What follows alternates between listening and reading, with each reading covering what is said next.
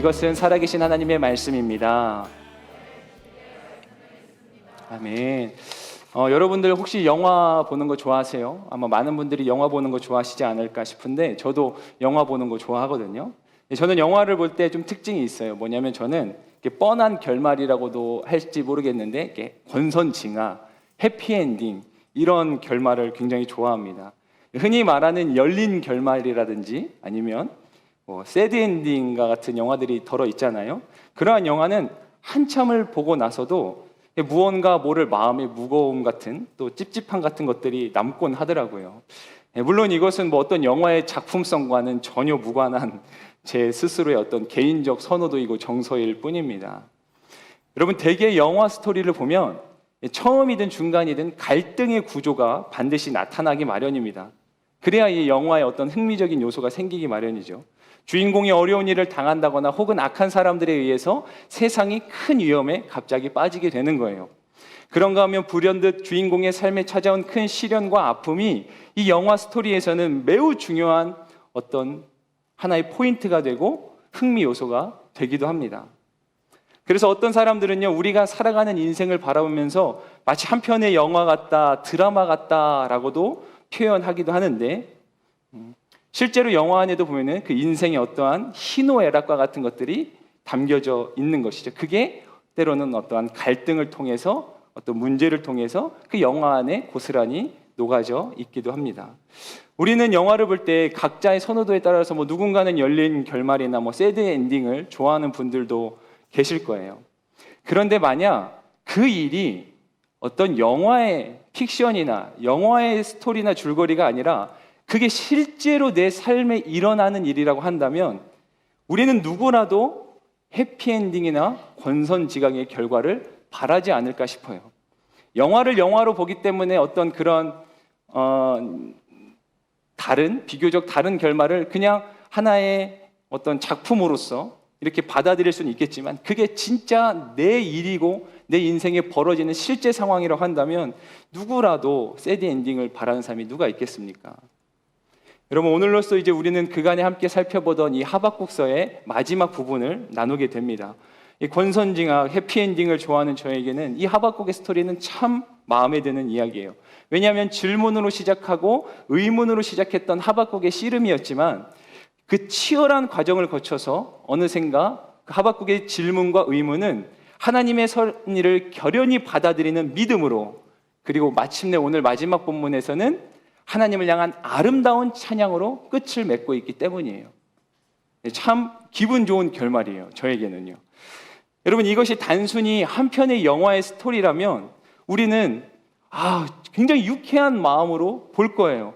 저처럼 해피엔딩을 좋아하는 분들에게 이 하박국의 이야기는 더 유쾌하고 기분 좋은 결말처럼 보여지겠죠. 그런데요, 이 본문을 바라보는 마음이 어떤 면에서는 그 마음 한켠에 괜스레 숙연해지는 부분도 있기도 해요. 왜 그럴까요? 그것은 이 하박국의 모습이 단지 우리가 한순간 소비하고 마는 그런 영화의 소재거리가 아니기 때문이에요. 무슨 말이냐면 이 하박국의 모습과 이 말씀의 기록은 우리 삶을 향한 하나님의 뜻이 담긴 살아있는 말씀이기 때문이라는 것입니다. 그냥 영화처럼 내 삶과는 전혀 상관없이 하나의 그 순간 그냥 흥미와 재미를 위해서 보는 일이라면 그냥 유쾌한 마음으로 보고 끝날 텐데, 이게 단순한 이야기나 영화 스토리가 아니라 우리를 향한 하나님의 말씀이라고 생각하고 보니까 해피엔딩인데도 불구하고 마음 한켠에 조금은 숙연해지는 게 있는 거예요. 질문과 의문이 믿음으로, 그리고 염려와 근심이 찬양으로 끝을 맺는 게 지금 이 하박국의 해피엔딩 스토리인데, 그것은 곧 우리의 신앙 또한 이 말씀에 기록된 것처럼 그렇게 살아낼 수 있어야 되는데 우리 신앙이 그렇지 못할 때가 사실 많지 않습니까? 그러다 보니까 마음이 한켠이 무거운 거예요. 지난날의 의문이 아직도 여전히 의문으로 남아있어요. 지난날의 염려와 근심이 오늘도 여전히 염려와 근심으로 남아있고 심지어 그냥 그렇게 그대로 끝나고 마는 거예요. 오랜 시간 동안 신앙생활을 해오고 나름대로 하박국처럼 하나님 앞에서 치열하게 씨름도 해봤을 거예요. 그런데도 여전히 우리의 걸음은 아직도 제자리에 머물러 있고 이전과 별로 달라진 것 없이 그냥 그대로일 때가 있다 보니까 오늘 이 말씀을 보는 우리의 마음이 해피엔딩을 맺는 영화를 보는 마음만 같지 않고 한편으로는 이 말씀을 그대로 정말 겸허하게 이 말씀 앞에 선다면 우리 마음이 한편이 무거워지는 것도 사실이라는 거예요. 여러분 어떠세요? 어쩌면 하박국이나 우리나 어떠한 문제 앞에서 똑같은 모습으로 시작해요. 자, 하박국도 어떻게 시작했다고요? 하나님 앞에 질문을 던지는 거예요. 이해가 안 됐다는 거거든요. 지금 자신의 주변의 상황에 벌어지는 일들이 이거는 도무지 납득이 안 되는 거예요. 그래서 하박국이 하소연하던 하나님 앞에 질문하지 않습니까? 하나님 왜 악을 그대로 두고 보시냐고. 근데 하나님이 응답하시잖아요. 내가 바벨론을 통해 심판하신다. 근데 그것도 하박국에게는 이해가 안 돼요. 자, 하박국의 시작은 우리와 사실 별반 다를 게 없었어요. 그런데 그 문제가 점점점 시간이 지나면서 마침내 오늘 본문에서 그 끝과 마침표를 찍는 이 순간에는 분명 하박국의 모습은 뭔가 특별한 모습을 보이고 있어요. 그리고 우리는 그러한 하박국의 모습과 고백을 보면서 우리는 과연 어떠한가를 한번 살펴볼 수 있고 또 돌아봐야 되겠습니다. 물론 어떤 분들의 삶에는 아직 그 끝이 결말이 오지 않은 걸 수도 있어요. 하박국의 스토리가 소위 말하면 기승전결, 그래서 오늘이 그 결의 이야기를 나누는 거라면 우리들의 인생은 아직 기 혹은 승 아니 전 아직 결의 단계가 아닐 수도 있어요. 여전히 아직은 갈등의 상황 중에 있을 수 있고 아직은 우리에게 그 질문의 시간 속에 있을 수 있다는 거예요. 계속해서 무언가 실마리를 풀어나가는 순간일 수 있어요. 여러분 그런데요, 그렇다 하더라도 우리가 반드시 기억해야 되는 게 뭐냐면 하나님께서는요 지금도 일하고 계시다는 거예요. 우리 한번 같이 고백해 볼까요? 하나님께서 지금도 일하고 계신다. 네, 여러분 다시 말하면 하나님 안에 믿음을 가지고 살아가는 우리들은 끝내는 지금 이 순간 아직도 결말이 안 왔다 하는 분들이 혹시 계시다면 결국 우리의 믿음의 끝은 어때야 되냐면 이 하박국의 모습처럼 이러한 해피엔딩을 향해서 나아가야 된다라고 한다는 거죠. 자, 그러니 지금 우리가 겪고 있고 혹은 지금 여러분 우리가 느끼고 있는 이 상황이나 감정이 마치 최종 결과물인 것처럼 그렇게 지나치게 낙담하거나 비관적일 필요가 전혀 없습니다. 여러분 더욱이 상황과 감정 때문에 하나님을 원망한다면 그리고 하나님 앞에 무언가 불평하고 내 믿음이 점점 불신 쪽으로 기울어가고 있다면 이거야말로 지금 해피엔딩을 향해 나아가는 게 아니라 새드 엔딩으로 가고 있다고 해도 과언이 아닐 거예요. 여러분 아주 근사한 집안채가 지어져 가는 과정을 보세요. 처음에는요 아무것도 없는 그냥 허벌판이나 심지어 그냥 황무한 땅 같아 보여요. 아무것도 없어요. 그런데 거기에 털을 다지고 고르기 시작합니다. 그리고요 시멘트, 철근, 토목 등 각종 건설 자재를 사용해서 이제 기초 뼈대를 세우고 구조물들을 만들어가기 시작해요. 그 모습이 어느 때는요 아주 괴상하게 보여지고 매우 흉물스럽게 보여질 수 있습니다.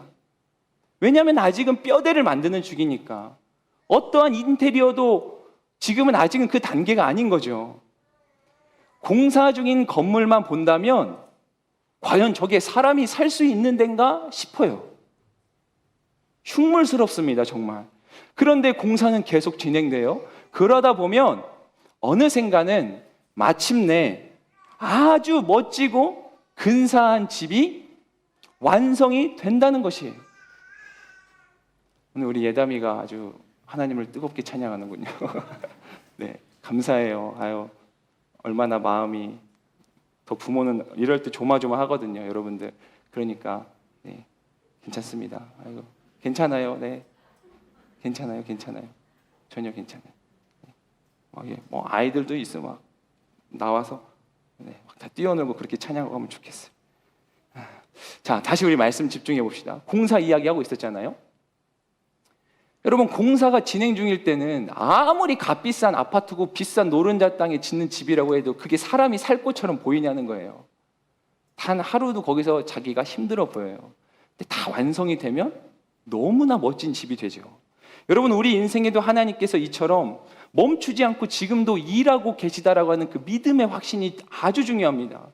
이 세상의 역사도 마찬가지예요. 여전히 하나님은 이 역사를 멈추지 않고 운행하고 계시죠.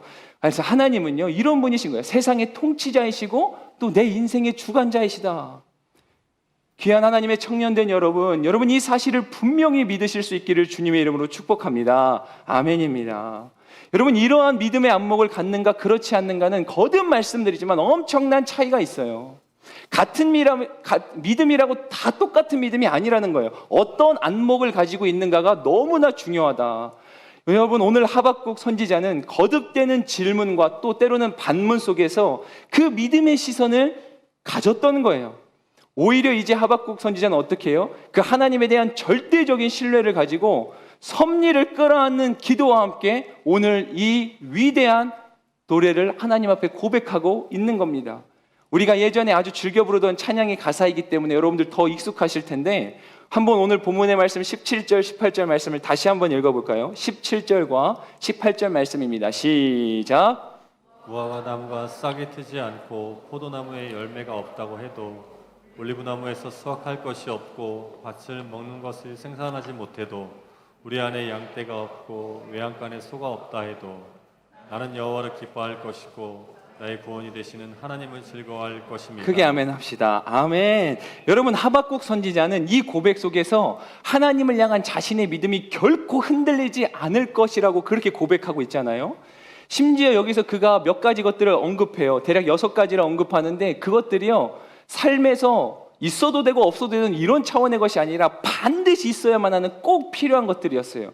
무화과, 포도, 올리브, 곡식, 양, 소, 이것들은 하나같이 이 시대를 살아가는 사람들에게 현실적으로 매우 중요하고 또 삶에 있어서 꼭 필요한 것들이었다는 거예요. 없어도 그만인 것들이니까 하박국이 이렇게 말한 게 아니라는 거죠. 그런데요, 자, 하박국 선지자는 이런 것들이 없어도 나는 하나님 안에서 만족하고 하나님을 기뻐하고 하나님을 즐거워할 거라고 그렇게 노래하고 있는 거예요. 여러분, 삶에 꼭 필요한 것들이 없고 비록 내가 궁핍에 처한다고 할지라도 나는 하나님을 의지하겠다라고 그렇게 고백하고 있는 거예요. 너무나 멋진 고백이죠. 여러분, 오늘날로 말하면 우리 청년들의 상황에 비추어 보면 아마 이런 느낌일 거예요. 비록 대학 진학에 실패하고 취업의 문이 열리지 않는다 해도, 여러 번의 만남과 소개팅은 번번이 수포로 돌아가고 통장의 잔고는 비어가도, 마음 먹고 시작한 주식 투자가 큰 손해를 보고 몸은 이곳저곳 점점 더 아파오더라도, 사실 지금 제가 언급한 것들은 물론 몇 가지 것들은 인생에 꼭 필요한 일일 수 있겠지만, 이 하박국 선지자가 비유한 이 6가지에 비하면 제가 말한 몇 가지 것들은 인생에 사실은 없어도 안 해도 되는 것들이에요. 근데 여러분, 제가 이렇게 표현하니까 훨씬 더 와닿을 거예요. 무화과 나무가 뭐야? 올리브 나무? 이렇게 와닿지 않다가, 여러 번의 만남과 소개팅은 번번이 수포로 돌아가고, 주여, 벌써 여기서 주여죠. 통장의 잔고가 비어가고 마음 먹고 시작한 주식 투자가 큰 손해를 보고, 이미 여기서 할렐루야는 나오지 않아요. 그렇죠? 몸은 계속 이곳저곳 또 아파오더라도 나는 여호와를 기뻐할 거고 나의 구원 되시는 하나님 즐거워할 거다. 여러분, 하박국이 이러한 믿음의 고백을 그가 하나님 앞에 드릴 수 있었던 건, 여러분, 외람된 표현이지만 하박국이 진짜 하나님을 믿었기 때문이에요. 제가 왜 외람됐다고 표현하는지 돌려 말한 거기 때문에 이해하실 거라 생각해요. 하박국이 이렇게 고백할 수 있는 건 그가 진짜 하나님을 믿었기 때문이에요. 그의 관심은 하나님이 주시는 축복이나 형통이 아니었다는 거예요. 하나님이 주시는 거라서 감사하죠. 그런데 그의 원초적인 목적의 원론적인 목적 자체가 하나님이 주는 그 무언가가 아니라 바로 하나님 그 자체에 있었기 때문에 하박국은 그 하나님을 향해서 이렇게 고백할 수 있었던 거예요. 여러분, 하박국의 고백은 여러 세월이 흐르는 동안, 수백 수천 년이 흐르는 동안 성경에 무수히 많은 말씀 가운데 이 고백이 특히나 가장 유명하고 아름다운 고백 가운데 하나가 되었어요. 많은 그리스도인들의 입에서 그렇게 고백되어지는 아름다운 그 말씀의 구절이 되었다는 거죠. 여러분, 이만큼이나 지금 하박국의 이 고백이야말로 진짜로 진정한 기독교의 신앙 고백이라는 거예요. 이게 지금 그리스도인 우리가 해야 될 진짜 신앙 고백이다. 찐 고백이라는 거예요, 이게.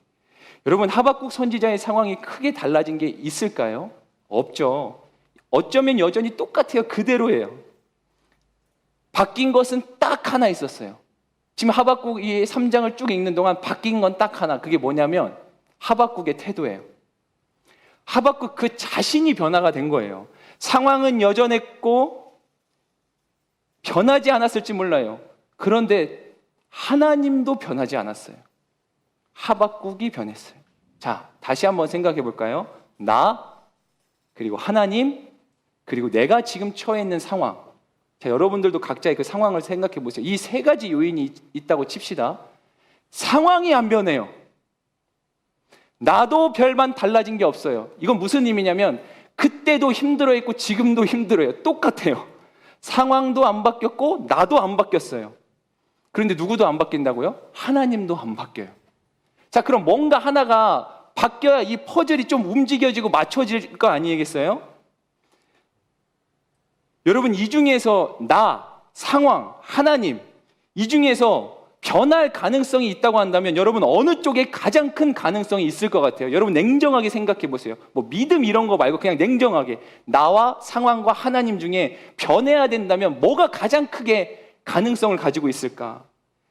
여러분 어쩌면 나, 하나님, 상황 중에서 내가 변하는 게 가장 쉬운 거 아니겠어요? 왜요? 그건 내가 마음먹으면 되는 거니까.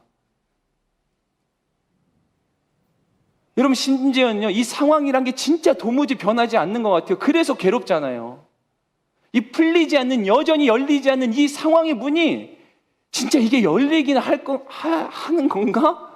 그래서 우리가 다 괴로운 거잖아요. 오랜 시간 기도하고 세월이 꽤나 흐른 것 같은데도 여전히 그대로인 걸 보면은 이게 진짜 상황이 쉽게 안 변할 것 같아요.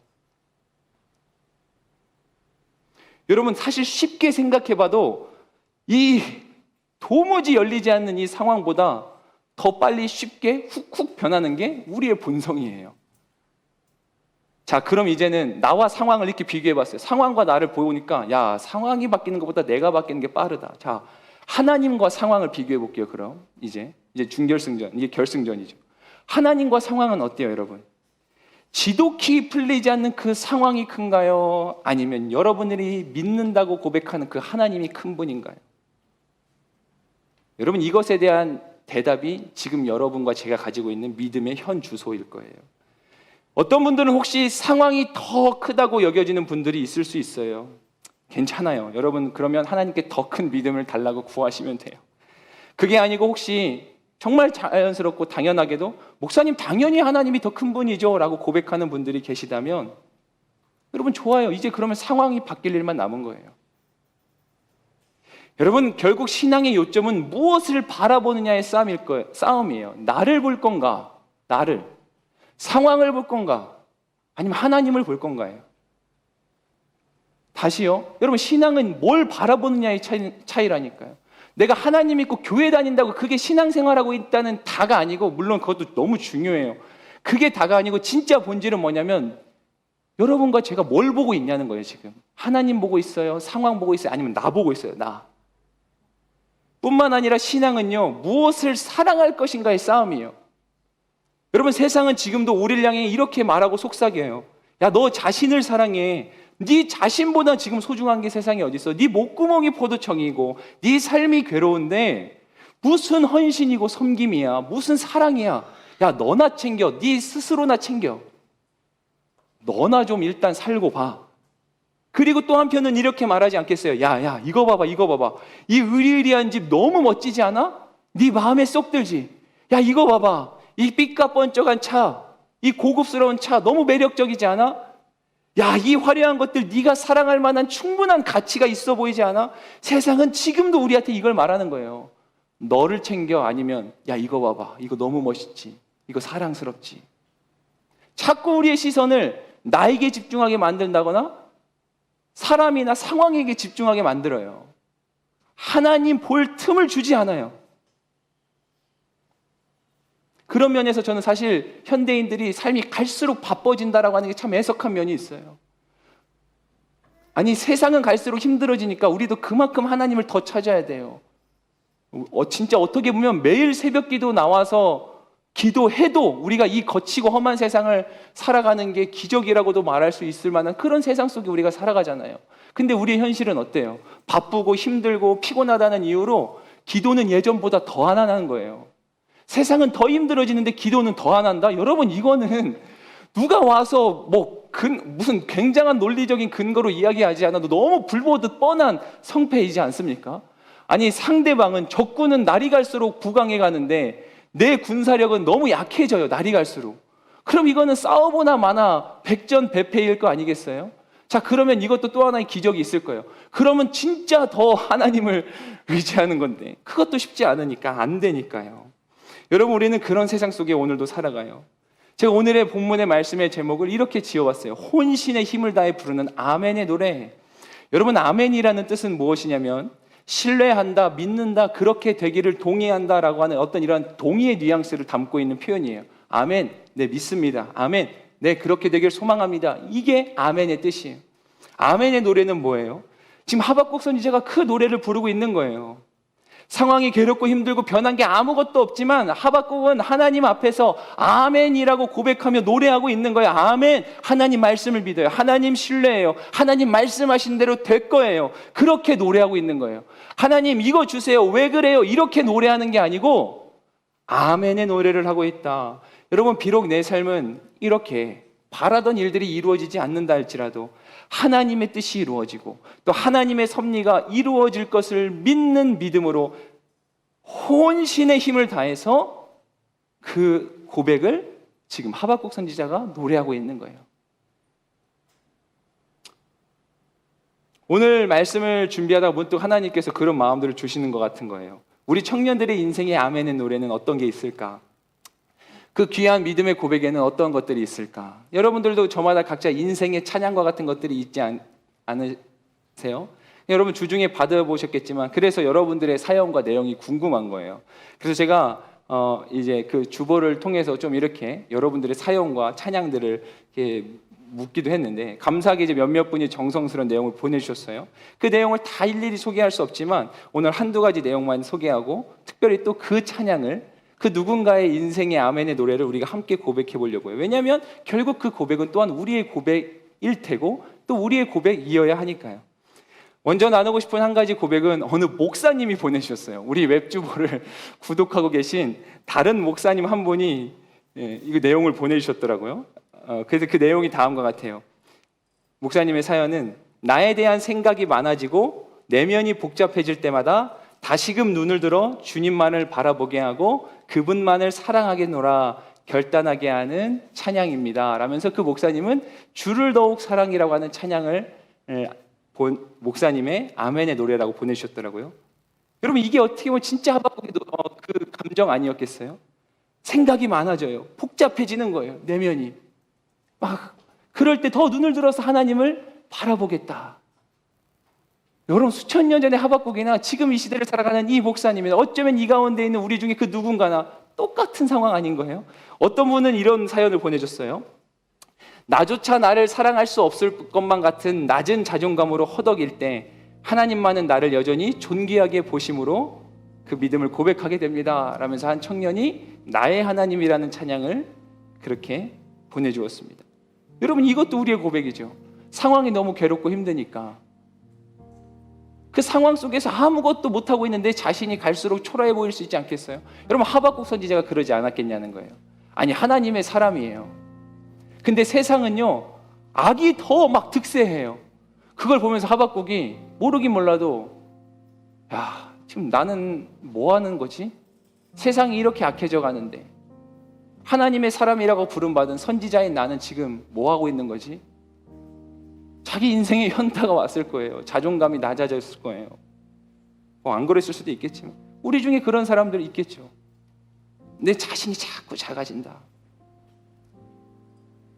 그런데도 고백한다. 이 목사님과 한 청년의 이 아멘의 노래는 사실 이 두 사람의 고백이 아니고 우리의 고백이고 여러분들의 고백이에요. 자, 우리가 이 고백을 그러한 마음을 담아서 함께 드려봤으면 좋겠는데 내 인생에 혼신의 힘을 다해 부르는 아멘의 노래다. 그러한 마음을 담아서 우리 함께 찬양해 봅시다. 우리 주를 더욱 사랑 함께 여러분 이 가사의 고백을 또 기억하고 새기면서 고백해 보겠습니다.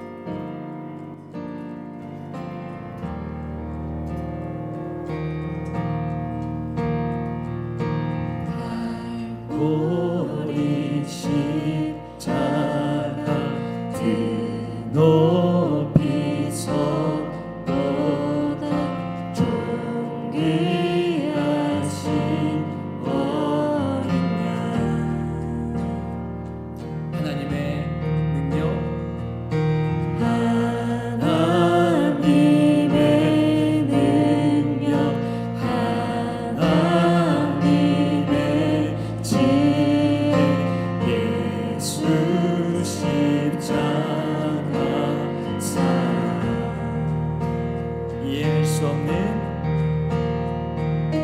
이해할 수 없는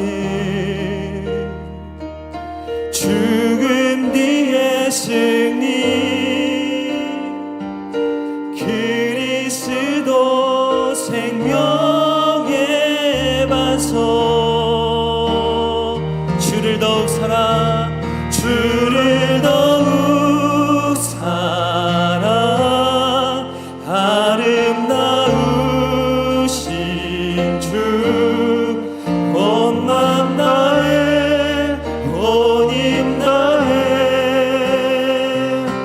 모두들이 주를 더욱 사랑 아름다우신 주 온 맘 다해 온 힘 다해 주를 경배해. 이러한 고백인데 우리 다시 한 번 더 고백해 보겠습니다. 갈보리 십자가 우리 앞에 모니터 좀 높여주세요. 갈보리 십자가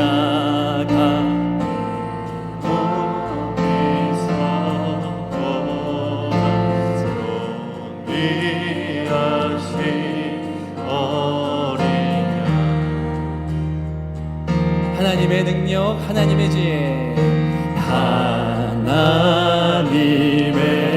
능력, 하나님의 지혜, 주 십자가 사랑,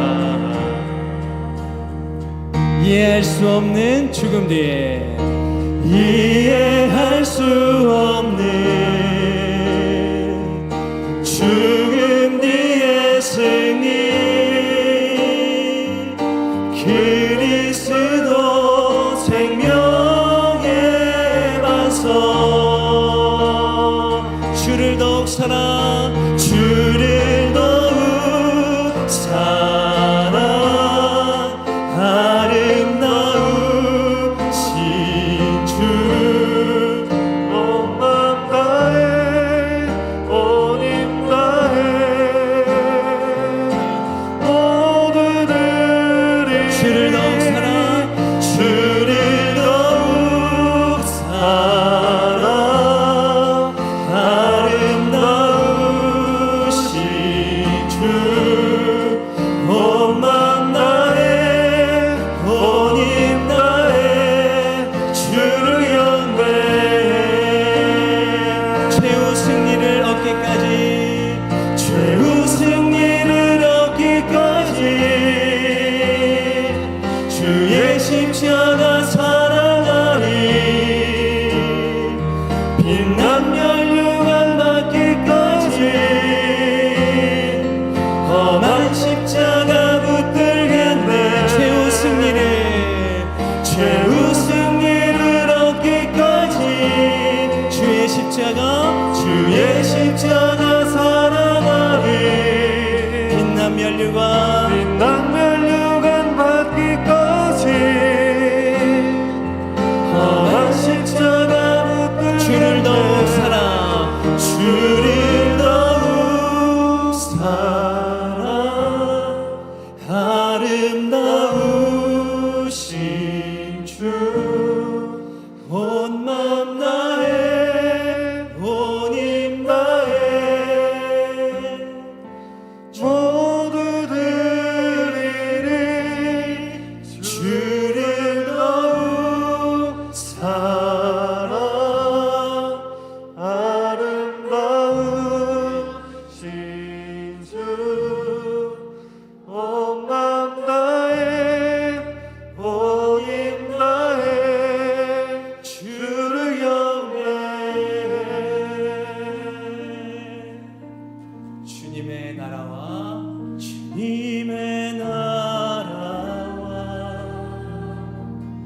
뜻이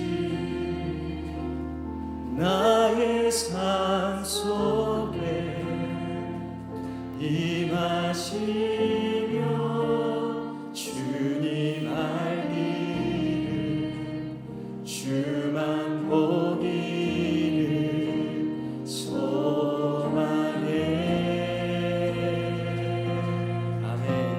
거룩히 살아가 그렇게 살아가 힘과 변함없는 믿음 주신 나의 하나님 완전한 사랑 찬양해.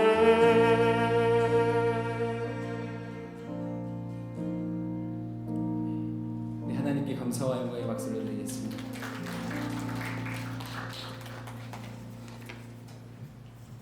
여러분, 이러한 고백들 우리 삶에 하나님 앞에 드려지는 정말 혼신의 힘을 다한 아멘의 고백이 아닐까 싶어요. 여러분, 우리가 잘 아는 것처럼 그리스도인이라는 이유만으로 상상할 수 없는 끔찍한 고난을 당했던 이들이 있는데 그들이 바로 초대교회 성도들이에요. 어쩌면 지금 하박국 시대의 이 바벨론 제국보다 더 잔인하고 극악무도한 방법으로 믿는 사람들을 핍박했던 나라가, 그 제국이 바로 로마였습니다. AD 81년에 로마의 새로운 황제로 등극한 사람이 바로 도미티안 황제예요. 당시 이 로마의 상황이 사실 대외적으로 나라 안팎으로 좋지 않았기 때문에 이 새롭게 황제로 등극한 이 도미티안에게는 이 로마의 상황을 잘 추스려야 되는 그러한 많은 과제들이 주어져 있었습니다. 이 도미티안 황제가 그 과정 중에서 정말 말도 안 되는 일들을 벌이는데, 그 가운데 하나가 이제 바로 로마의 그 원로들과 시민들을 모아놓고 이렇게 얘기하는 거예요. 사실은 자기가, 그 도미티안 황제 자기 본인이 사람이 아니고 신이다라고 말해요. 그가 이전에도 이제 로마 곳곳에 어떤 신전들을 세우는 이러한 정치적 통치 방법을 통해서 나라를 이제 안정화시키려고 했는데, 그 정점으로 사실은 내가 사람이 아니고 신이다. 말도 안 되죠. 그런데 사람들이 그걸 받아들여요. 로마를 다스리는 황제가 사람이 아니라 신이다? 그럼 그 신이 다스리는 이 나라는 신의 국가인 거죠. 사람들이 그렇게 생각하는 거예요. 그런데 당연히 이런 상황을 달가워하지 않고 받아들일 수 없는 사람들이 있었어요. 그리스도인들입니다. 하나님만이 유일한 신인데 아무리 황제라도, 그리고 로마 곳곳에 그리스 신전을 세우고 심지어 이제는 자신을 신이라고 말하는 그 황제 앞에서 그리스도인들은 그것을 인정하고 받아들일 수 없었던 거예요. 근데 이런 상황을 또 도미티안이, 이 황제가 정치적으로 이용해요. 그동안 우리 로마가 어려웠고 힘들었던 이유는 다 저 그리스도인들 때문이다. 저들이 자꾸만 나라의 정책에 해를 끼치고 협조적으로 나오지 않고 방해를 하니까 저들이 문제가 된다. 사회의 악이다. 그때부터 기독교인에 대한 공식적이고 합법적인 박해가 시작돼요. 로마 군인들이 그리스도인들을 잡아다가 옥에 가두고 죽이기 시작하는데 정말 끔찍하고 처참한 일들이 벌어집니다. 여러분, 사실 그리스도인에 대한 박해는 이때가 처음이 아니었어요. 그보다 약 25년 전에 네로 황제라고 하는 또 다른 그 로마의 황제에 의해서 그리스도인 박해가 시작됐어요. AD 64년에 로마에 큰 화재가 일어납니다. 도시의 절반 이상을 태울 만큼 너무나 큰 화재였어요. 그런데 이때 민심이 흉흉해지기 시작하는 거예요. 자신의 야욕을 위해서 새롭게 도시 정비를 하고자 이 네로 황제가 일부러 화재를 냈다. 이러한 소문들이 사람들 사이에서 막 퍼져나가는 거예요. 그러니까 민심이 흉흉해지고 이 소문들이 막 걷잡을 수 없이 이렇게 스그러들지 않으니까 로마 황제도 아무리 황제이지만 뭔가 자신의 자리에 위협을 느끼지 않았겠어요? 그때 이 네로 황제가 바로 그 방화범의 누명을 그리스도인들에게 씌워요. 그러면서 이때 네로의 황제의 박해가, 또한 끔찍한 박해가 시작됩니다. 여러분, 콜로세움 아시죠? 그 원형 경기장. 지금은 많은 전 세계 사람들이 유명한 관광지로 찾는 곳이지만 그리스도인들에게 이곳은 수많은 순교의 피가 뿌려진 곳이기도 합니다. 여러분, 이곳에서 로마는 정말 인간으로서 도무지 할 수 없는 일들을 자행했어요. 사자와 같은 굶주린 맹수들을 그리스도인들과 함께 경기장에 풀어놓는 거예요. 살점이 찢겨져 나가는 거예요. 그리고 잡아먹히는 것들을 보면서 그런 광경을 환호성을 지르면서 자신들의 유흥거리로 삼았던 게, 자신들의 흥미로 삼았던 게 이 로마 사람들이 일삼았던 일이었어요. 여러분, 당시에 이런 엄청난 핍박을 피해서 기독교인들이 지하 동굴을 파서 거기에 숨어 지내요. 그게 바로 카타콤이라는 거예요. 여러분들 들어보셨을 거예요. 그런데 여러분, 나중에 한번 시간이 되시면 검색해보고 찾아보셔도 알겠는데, 지금도 그 흔적이 남아있는 이 카타콤의 내부의 모습을 보면, 여러분, 성인 남성이 제대로 걸어다니기는커녕 이 사람 한 명이 다니기도 힘들 만큼 비좁고 어둡고 막 이렇게 낮아요. 천장도 너무너무 불편하고 힘든 곳이에요. 그런데 이 그리스도인 공동체가 로마의 핍박을 피해서 무려 그 지하 동굴에서 300년을 살아요. 왜 그렇습니까? 그리스도인이라는 이유 하나 때문이었어요. 여러분, 앞선 이 네로 황제의 박해가 한 도시 안에 국한되어 있던 박해였다면 그보다 먼저 말했던 도미티안 황제의 박해는 이제 로마 전 국가로 확대된 박해였어요. 그래서 기독교인들이 정말 이때는 어디 하나 숨을 곳도 마땅치 않은 거예요. 예전에는 로마만 피해서 숨으면 됐는데 이제는 어디를 가도 이들이 숨을 데가 없는 거예요. 그 지하 동굴 카타콤마저도 이제는 로마 제국에 의해서 다 들통이 나 있고 위치가 알려져 있는 거예요. 그런데 다만 그 지하 동굴의 크기가 어마어마하게 컸거든요. 자칫 잘못 들어가면 길을 잃고 거기서 나올 수가 없는 거예요. 너무 복잡하게 막 미로처럼 이렇게 파져 있고, 그 기독교인들만이 알 수 있는 그 익투스라고 하는 물고기 모양 아시죠? 그걸 이제 벽에다가 표시를 해가지고 어떤 거는 진짜 표시, 가짜 표시 이런 게 있는 거예요. 그래서 기독교인들만 알 수 있는 암호로 표시해 놓으니까 이 로마 군병이라도 아무리 그 속에 잘못 들어갔다 못 나오게 되는 거예요. 그러니까 기독교인들이 거기에 숨어 있다는 걸 알면서도 그 동굴 속에 못 들어가고 있는 거죠. 그런 와중에 이제 종종 불행히도 감옥에 붙잡혀오는 그 소수의 그리스도인들이 있을 거 아니에요? 이 로마 군대는요, 그들을 막 심각하게 고문합니다. 끔찍하게 고문해요. 빨리 부르라고. 네 동료들, 동지들 어디 숨어 있는지 빨리 부르지 않느냐고. 엄청난. 근데 그리스도인들이 말하지 않아요. 끝까지 발설하지 않습니다. 결국 로마 군대가 다른 방법들을 찾아요. 로마 군대는 지금 1, 2년 기독교인들을 박해해 본 게 아니거든요. 노하우가 이미 충분해요. 어떻게 하면 이들이 발설할지 알아요. 단순한 고통의 문제가 아니에요. 심리적 고통, 어떤 고통을 써야 되는지 알았던 거예요. 이런 방법을 써요. 감옥에 갇혀있던 그리스도인들의 가족을 불러옵니다. 그리고 함께 서로 든든하게 식사하게 해요. 감옥에 갇혀있던 그리스도인들, 그럼요. 내가 무슨 잘못을 했냐? 내가 대체 잘못한 게 뭐냐? 사람들의 마음이 조금씩 빗장이 풀어지기 시작합니다. 그렇게 풍성한 저녁 식사를 제공한 다음에 그리고는요, 아무 일 없다는 듯이 이 가족들을 다시 면회온 가족들을 집으로 돌려보냅니다. 그런데 이때요, 군인들이 이렇게 말해요. 날씨가 많이 추우니까 이 외투 좀 입고 가세요 하면서 양이나 다른 짐승의 가죽과 털로 만든 그 털옷을 외투를 입혀서 돌려보냅니다. 그런데 사실 이들이 그렇게 그리운 상봉 끝에 식사를 하고 있는 중간에 로마 군인들이요, 아주 매서운 사냥개들을 끌고 옵니다. 이 사냥개들은 지난 2주, 3주 동안 굶겨놓았던, 그래서 거의 지금 막 눈이 돌아가고 미칠 지경의 그런 짐승의 그 강렬한 본능만 남아있는 상태였어요. 거기다가 끝나지 않아요. 그 사냥개들을, 굶주려 있는 사냥개들을 창으로 찌릅니다. 그래서 피를 쏟게 만들어요. 무슨 말이냐면 굶주림과 악에 바치게 만들어서 진짜 말 그대로 미친 개나 다름없게 되는 거예요. 자, 그렇게 털옷을 입혀서 이제 그 가족들이 떠나는데 그 보는 앞에서 이 로마 군인들이 사냥개를 풀어버립니다. 그럼 이 사냥개가 쏜살같이 달려가서 그 가족의 목더미를 물어 뜯고 찢어 죽입니다. 여러분, 이런 일들이 벌어진 거예요. 그런데도 이 옥에 갇힌 그리스도인들이 말하지 않아요? 그럼 이제 또 다른 가족을 불러와요. 자녀들, 자신의 부모들. 결국 어떻게 됐어요? 말할 수밖에 없는 거예요. 내가 당하는 고통을 참을 수 있어도 내 가족이 당하는 고통 앞에 사람이 견딜 수가 없는 거예요. 눈앞에서 찢겨 죽어가는 그 모습을 어떻게 보냐는 거죠. 결국은 말하게 되는 거예요. 그렇게 해서 결국 이 로마 군대가 지하 동굴로 가서 그 숨어있던 그리스도인들을 다 잡아와요. 자, 숨어있던 그리스도인들을 잡혀가면서 군인들에게 물어요. 아니, 대체 이곳을 어떻게 알고 찾아왔느냐고. 군인들이 그랬겠죠. 어떻게 알긴. 먼저 잡혀갔던 그 아무개 집사가, 아무개 성도가 다 불었다고. 여러분, 상상해 보세요. 그 믿음의 공동체 안에 그 일순간 퍼지는 그 엄청난 불신과 서로를 향한 그 원망이 얼마나 처참한 것일지 상상이 되세요? 교회는 한순간에 와해되고 무너지기 시작하는 거예요.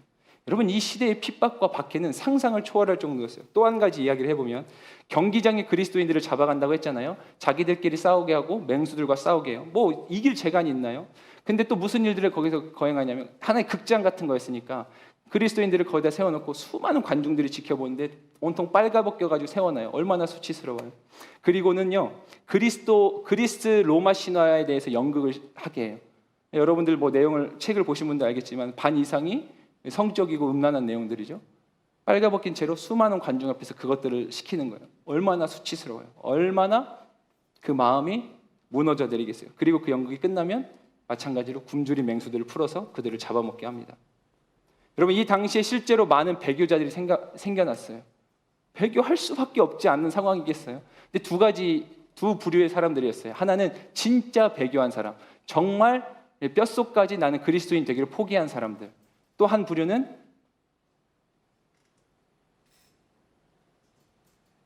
그 핍박과 박해가 너무 두려운 나머지 그로 인해서 하는 수 없이 겉으로 배교하는 신용을 해야 했던 사람들. 그런데요, 이렇게 근데 로마 군인들이 또 바보겠어요? 그래서 어떻게 하냐면 그런 끔찍한 일들이 벌어지는 경기장에서의 이벤트가 열리는 날이면 이 배교한 그리스도인들을 그 극장의 맨 앞줄에 앉힌대요.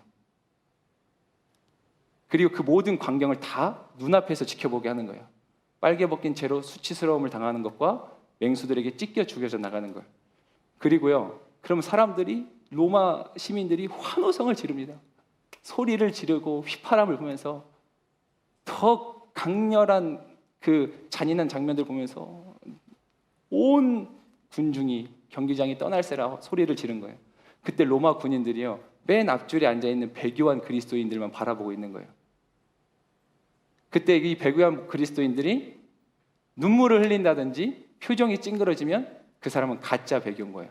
그럼 바로 잡아다가 똑같이 처형합니다. 그럼 이 사람들이 하는 수 없이 어떻게 해요? 속은 무너져 내리지만 그 동역자들이 그렇게 죽음을 당하는 걸 눈앞에 보면서 같이 일어나서 소리를 지르고 환호성을 내야 됐다는 거예요. 여러분, 그 심정이 상상이 안 될 것 같아요. 저도 이 내용을 들으면서 상상이 안 됐어요. 우리 순장님이 저 앞에서 굶주린 맹수에게 찢겨 죽여나가고 있는데 나는 거기서 소리를 질러야 돼요. 내가 지난주에 섬기고 양육했던 세 가족이 지금 저 앞에서 끝까지 믿음을 지키면서 저렇게 처참한 일을 당하고 있는데 나는 지금 그걸 보면서 환호성을 질러야 돼요. 여러분 어떨 것 같아요? 그 심정이요. 여러분 이 초대교회 사람들에게 있었던 이 신앙이란 게 과연 무엇이었을까?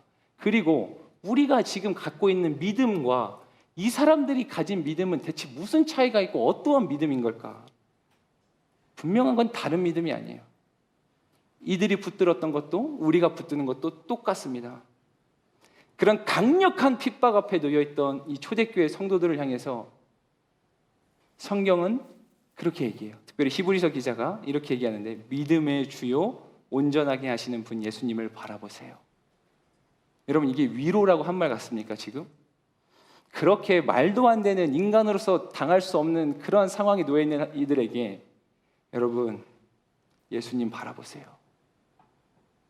내 자식이 짐승에게 물려 뜯겨 죽여나가고 그걸 눈앞에 보고 있는데 말씀은 교회의 지도자들이 말하기를 그 두루마기에 적힌 말씀은 여러분 예수님 바라보세요. 여러분 분명한 건 우리 그리스도인들의 믿음이란 그저 주어지면 룰루랄라 하고 만족스럽지 않으면 원망하고 불평하면서 살아가는 그런 1차원적이고 상황마다 흔들리고 변하는 그러한 모습은 아닐 거라고 생각합니다. 여러분 때로 우리는 믿음을 가지고 살아가기 위해서 정말 혼신의 힘을 다해야 될 때가 있어요. 여러분 우리가 아까 앞서 불렀던 찬양 갈보리 십자가 드높이 섰도다 주를 더욱 사랑 이 찬양이 지금 우리는 여기서 너무 아무렇지 않게 얼마나 좋아요 이 환경이. 그리고 지금 온라인으로 예배하는 분들도 내 방 안에서 편하게 부를 수 있겠지만 내가 지금 그 콜로세움 경기장 안에 있는 그래요 많이 양보해서 가짜 배교한 사람이라고 쳐봐요. 그런 사람들이 수모를 당하고 있는데 그 속에서 찬양할 수 있는가? 저 높은 곳을 향하여 날마다 나아갑니다. 내 뜻과 정성 모아서 날마다 기도합니다. 내 주여 내 발 붙드사 그곳에 있게 하소서. 오늘 하박국 선지자가 나의 발을 사슴과 같이 하사 높은 곳에 있게 하셨다라고 하는 고백이 19절에 있잖아요. 그 고백이 담긴 찬송가예요. 나의 발을 사슴과 같이 내 주여 내 발 붙드사 그곳에 있게 하소서.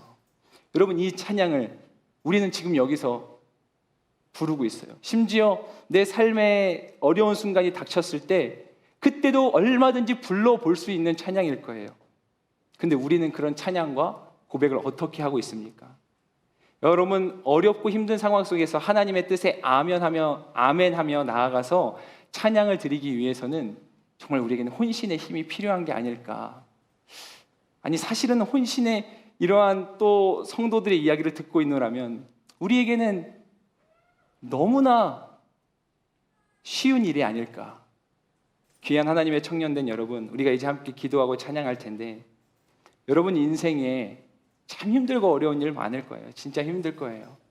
그런데 여러분, 그 힘듦을 뚫어낼 수 있는, 그 힘듦을 관통시킬 수 있는 여러분들에게 놀라운 능력이 있어요. 그게 뭐냐면 여러분이 가진 믿음이에요. 믿음. 여러분, 제가 이렇게 말하는 게 얼마나 와닿는지 모르겠어요.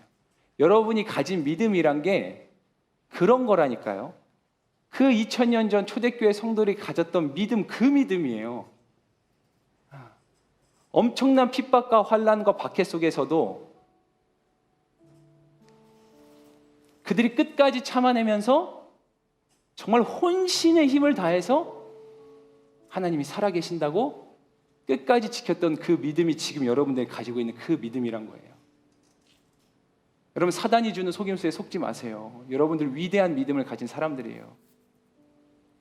사단이 그렇다고 하니까 자꾸 내가 연약한 사람이고 나는 그런 믿음 없고 나는 맨날 툭하면 상황 앞에 무너진다고 스스로 여기고 있는 분들 계시다면 절대 그러지 않으셨으면 좋겠어요. 여러분, 우린 누구라도 그리스도 예수로 말미암아 지금도 성령께서 보증하시는 나의 이 믿음으로 그 삶을 뚫어내고 관통하는 그 혼신의 힘을 다한 아멘의 노래를 우리는 고백할 수 있는 사람들입니다. 이 시간 간절히 이 찬양 드릴 때 하나님, 어떤 상황에도 내 안에 그 고백이 멈추지 않기를 원합니다. 그러한 마음으로 우리 이 찬양을 드리면 좋을 것 같습니다. 주님 손에 맡겨드리리. 우리 함께 찬양합니다.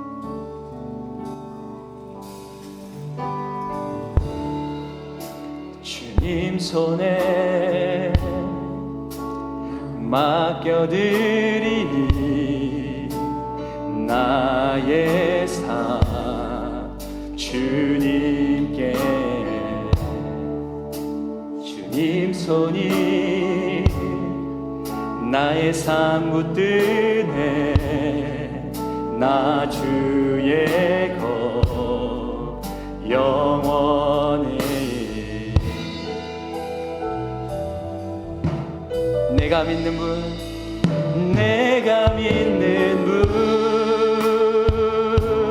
예수. 내가 속한 분, 예수. 삶의 이유 되시네. 내 노래 되신. 내가 믿는 분, 내가 믿는 분, 내가 속한 분, 내가 속한 분, 예수. 아멘. 삶의 이유 되시네. 내 노래 되시네. 전심으로, 전심으로. 자, 이렇게 고백합시다. 주와 함께 걸어가리라. 아멘. 주와 함께 걸어가리라. 모든 길을 주실래. 주 뜻 안에 나 살아가리. 주의 약속은 영원해. 아멘. 아멘. 내가 믿는 분, 내가 믿는 분, 예수. 내가 속한 분, 내가 속한 분, 예수. 삶의 이유 되시네. 내 노래 되시네. 내가 믿는 분, 내가 믿는 분, 예수. 내가 속한 분, 내가 속한 분,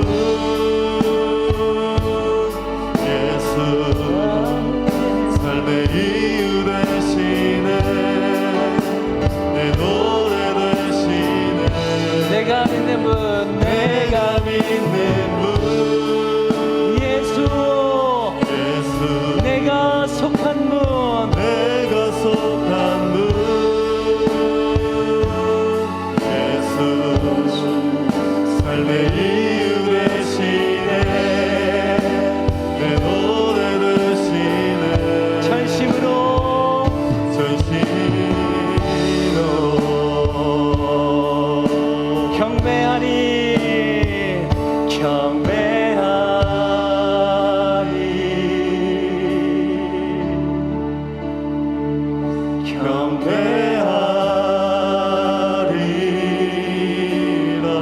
경배하리